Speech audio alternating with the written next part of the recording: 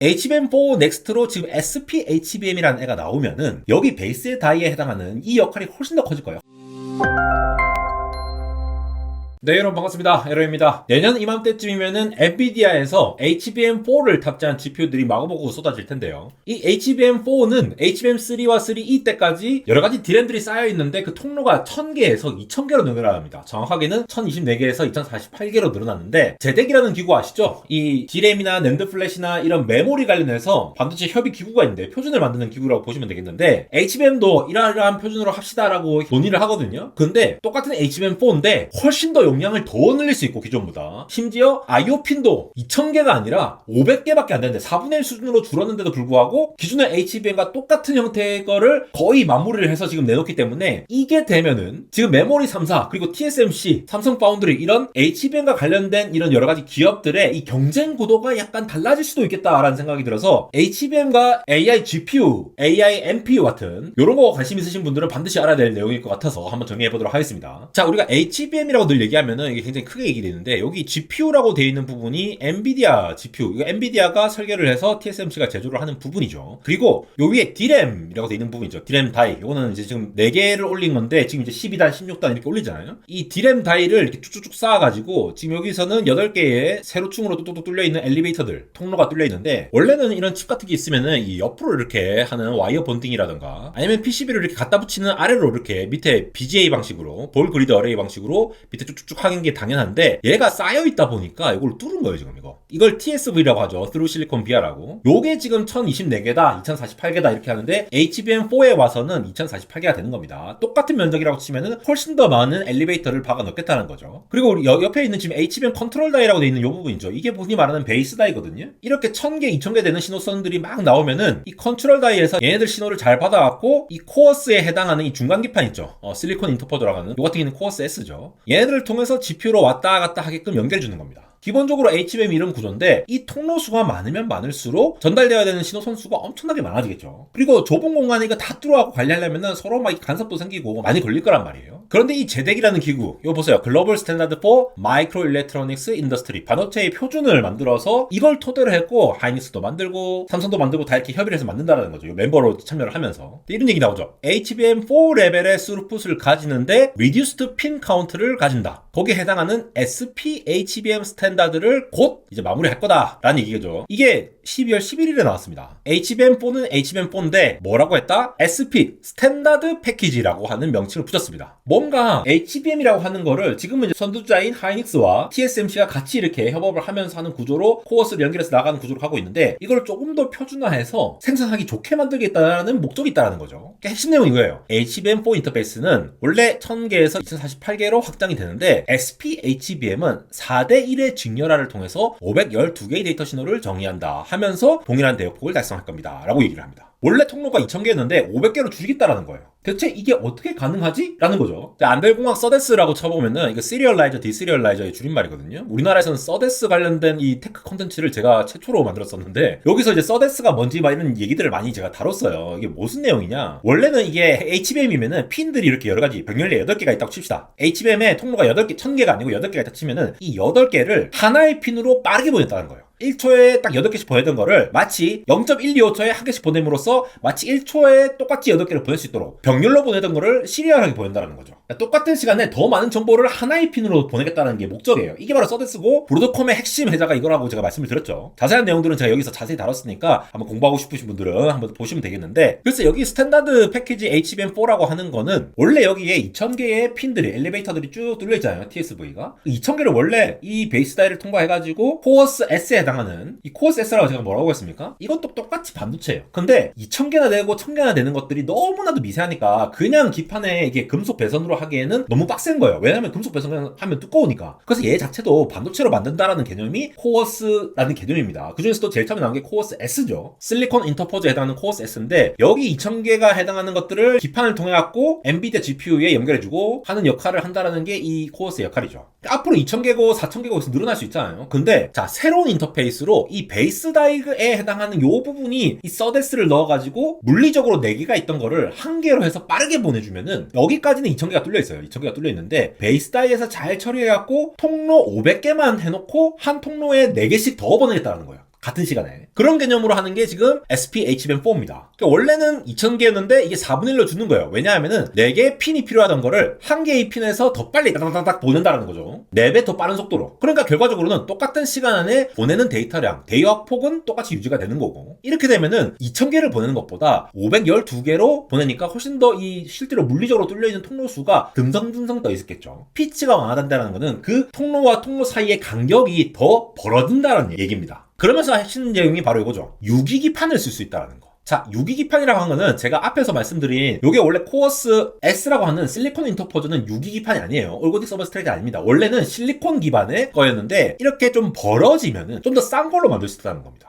기존의 실리콘 인터포저에 해당하는 코어스 S 같은 경우에는 반도체랑 똑같은 공정을 거쳐야 되기 때문에 TSMC가 아무리 열심히 만들어도 이게 한정이 돼 있어요, 패키징이. 그러니까 HBM도 병목이지만 이 코어스라고 병목이라고 제가 여러 번 말씀드렸죠. 안대공학 코어스라고 치면은 많이 나옵니다. 아니면은 안대공학 AI 병목 이런 거 치면 제가 여러 가지 정리해놨으니까 자세히 정리해놨으니까 이 정도로 정리하고요. 그러니까 이걸 해결하기 위해서 애초에 이 피치라는 거, 통로 자체를 듬성듬성하게 할 수 있도록 4분의 1 수준으로 줄인 다음에 각각의 핀이 4배 빠르게 더 보낸다. 그러면은 비싼 코어스 S를 쓰지 않고 코어스 L이라든가 코어스 R 같은 RDL 기반의 좀 더 싼 기판으로 대체를 할 수 있다는 거예요. 보통 엔비디아 거를 보시면은 자 이전에 호퍼 시절 때 보면은 다 코어스 S죠. 실리콘입니다. 똑같이 반도체처럼 실리콘 기판을 썼어요. 아마존 인프런시아는 코어스 R을 쓰는데 대부분은 다 코어스 S 실리콘을 썼습니다. 근데 얘네들을 전부 다 필요로 하니까 얘보다 좀 싼 RDL이라고 하는 재배선층을 이용해서 코어스 S에 비해서는 좀 더 덜 빡빡하게 밀도 높게 할 수 있지만 좀 더 싸게 캐파를 확보할 수 있는 방식으로 요 코어스 R을 고려를 하게 되죠. 코어스 R에서 조금 더 나은 게 코어스 L인데 이게 이제 인텔의 EMIB라고 자 이게 코어스 S라고 보시면 되겠죠. 실리콘 인터포저를 넣은 거. 원래는 이 멀티칩들을 이 신호선이 몇 개 없으면은 그냥 이걸로 하면 돼요. 그냥 금속선에서 PCB에서 연결하면 되는데 이 배선수가 너무 많으니까 중간에 인터포저라는 걸 넣은 게 지금 실리콘 인터포저 코어스 S의 개념입니다. 근데 얘가 이 자체가 엄청 넓잖아. 이 웨이퍼에 몇 개 나오고 있어요. 원래 칩도 큰데 엔비디아 칩도 큰데 얘보다 훨씬 더 큰 거를 웨이퍼에 찍어야 되다 보니까 한 웨이퍼에다가 이 인터포저가 몇 개 안 나오거든요. 그러니까 캐파가 모자란 거예요. 그러니까 이것보다 RDL이라는 층을 만들어서 하고 싶은데 인텔의 EMIB라는 기술은 전부 다 이렇게 까는 게 아니고 요 실리콘 브릿지라고 약간만 실리콘 써가지고 하는 기술을 하는데 이게 TSMC의 코어스 L이라고 하는 개념입니다. R이라고 하는 건 코어스 RDL을 쓰는 건데 그 RDL을 쓰면서 동시에 이런 브릿지 형태를 쓰는 거 이렇게 한 번 더 정리를 드리고요. 그래서 결국은 HBM DRAM 다이가 있는데 이 베이스 다이에 해당하는 놈이 2000개를 받아가지고 500개로 만들어준다는 겁니다. 정확하게는 500개를 섞어서 만든다는 게 아니라 2000개가 있으면은 4 곱하기 500개로 바꿔가지고 한 핀당 4개씩 빠르게 보낼 수 있도록 이 서데스를 넣어가지고 이거를 GPU로 넘어준다는 거예요. 이런 구조라는 거죠. 그래서 이 베이스 다이에 해당하는 역할이 굉장히 중요한데 이 베이스 다이에 해당하는 놈, 이 놈이 지금 뭐 마이크론은 D램 공정을 사용했고 SK 하이닉스는 TSMC의 베이스 다이를 사용해서 뭐 하겠다라고 하고 삼성은 자기들 거 쓴다거나 아니면 TSMC 쓴다거나. 근데 정확하게는 하이닉스랑 삼성은 우리 흔히 말하는 뭐 3나노 공정, 5나노 파운드리 공정 이런 거 있잖아요. 미세 공정에 해당하는 그 공정을 사용해가지고 베이스 다이를 만들겠다는 컨셉이고 마이크론은 D램 공정을 그대로 사용해가지고 이 D램에서 만들던 그 정도의 미세화로 여기서도 만들겠다는 컨셉을 갔어요. 근데 최근에 뭐 11기가 BPS 달성 안 했다고 해가지고 나온 거죠. 이게 미세화가 안 되니까. 그런 개념에서 나오는데 HBM4 넥스트로 지금 SP HBM이라는 애가 나오면은 여기 베이스 다이에 해당하는 이 역할이 훨씬 더 커질 거예요. 훨씬 더 미세하게 2000개의 신호를 받아서 500개로 잘 내뱉어줄 수 있는 그래서 I 다이어그램도 잘 나오고 인터피어런스를 잘 조절하면서 잘 내보내줄 수 있는 서데스와 파일을 잘 설계를 해서 내보내줘야 되는데 그 역할에 해당하는 것들이 더 중요해진다라고 하는 거죠.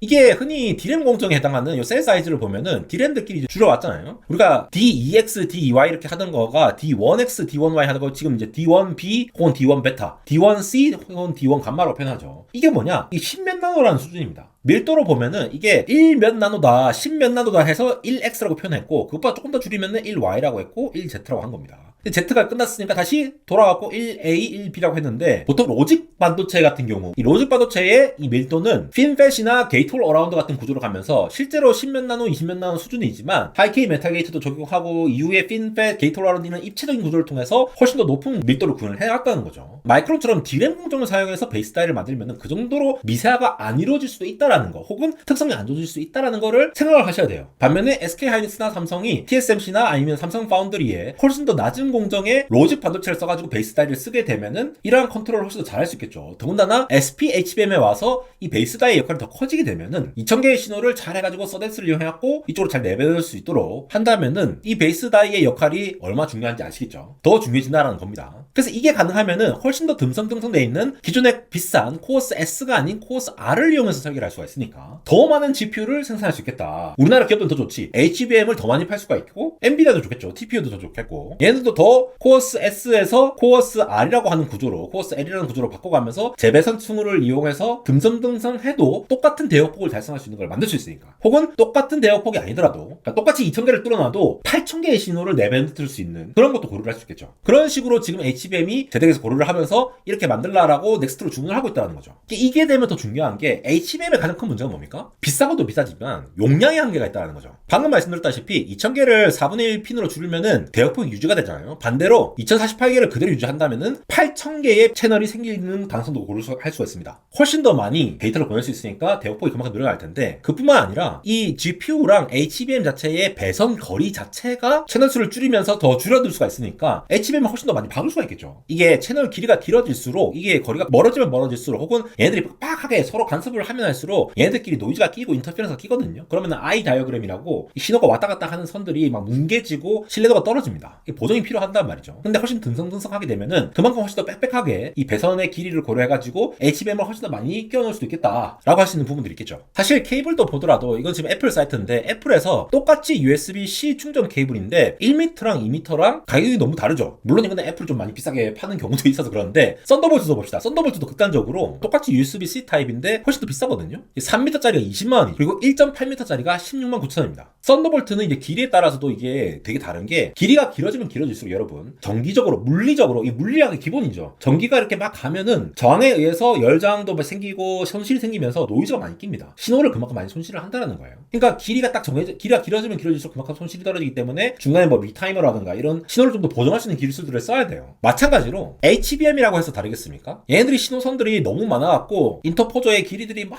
뭐 엄청나게 복잡하게 있고 이러면은 길이가 더 길어질 수 있잖아요. 근데 RDL을 씀으로써 얘네들 신호도 몇 개 안 되고 훨씬 더 짧은 거리를 통해서 구현을 할 수가 있다면은 그만큼 이 신호의 품질이 좋아지니까 더 많은 HBM을 붙일 수도 있다 이런 얘기를 하는 겁니다 지금. 그래서 만약에 코어스 S가 풀리게 되면은 훨씬 더 많은 실리콘 인터포저를 대신해서 코어스 L이라든가 코어스 R 같은 RDL 기반의 재배선층으로 많이 확보가 될 수 있으니까 지금 당장 일어나지 않겠지만 앞으로 SP-HBM4라는 게 나오게 되면은 그럴 수 있다라는 거죠. 그러면서 마이크로 범프라든가 이 라우팅한 난이도가 점점 올라가는 상황에서 이런 문제들을 해결을 해 나가면서 6228 써도 똑같이 HBM 밴드위스가 충분히 나오네 라고 하는 관점도 있을 수 있고 쇼티지가 좀 더 완화될 수가 있다 라는 부분이 있을 거고요. 더군다나 현재 3사가 열심히 지금 달리고 있죠. HBM 관련해서 HBM4 얘기가 많이 나오고 있는데 베이스 다이에 해당하는 이 역량 자체가 삼성전자는 항상 미는 게 우리는 파운드리도 할 수 있으니까 로직 반도체도 같이 이렇게 구성을 해가지고 HBM이랑 파운드리랑 뭐 서데스 같이 이렇게 설계를 해가지고 한꺼번에 제공할 수 있다라는 거를 추격하고 있는 상황이고 SK 하이닉스는 TSMC랑 더 열심히 협조를 해가지고 베이스 다이에 만드는 역량을 서데스 역량을 잘 넣어갖고 만들 수 있겠죠. 그리고 마이크론도 넥스트부터는 디램 공정을 사용하는 것이 아니라 로직 반도체를 쓴다고 했으니까 앞으로는 이 로직 형태도 베이스 다이를 얼마나 잘 설계하느냐. 자, 이것만 보더라도 지금 이제 모든 병목이 메모리로부터 시작하기 때문에 컴퓨팅은 남아요. GPU나 CPU 같이 그런 컴퓨팅 자체는 정말 너무나도 높게 나오지만 메모리로부터 CPU, GPU로 가는 거나 아니면 CPU, GPU에서 메모리를 가는 그 통로 자체가 너무 병목이 많이 막혀있기 때문에 메모리 중심의 설계가 앞으로 주도가 될 거기 때문에 우리나라가 앞으로 이 설계에도 유리해져 간다라는 평가가 많다라는 겁니다. 그래서 앞으로 뭐 HBM4도 내년에 이제 하반기에 나올 예정인데 SP-HBM은 그 이후에 나오긴 하겠죠. 27년의 초반에 아직 제덱에서 완벽하게 확정지은 건 아니거든요. 근데 이 HBM 시장이 점차 성숙화되면은 이런 포인트들이 좀 더 병목들이 해소가 될 수도 있겠다. 그 관점에서 어떤 기업들이 더 경쟁력을 가질 수 있느냐를 계속 추이를 지켜봐야 한다는 것으로 이해를 하시면 되겠습니다.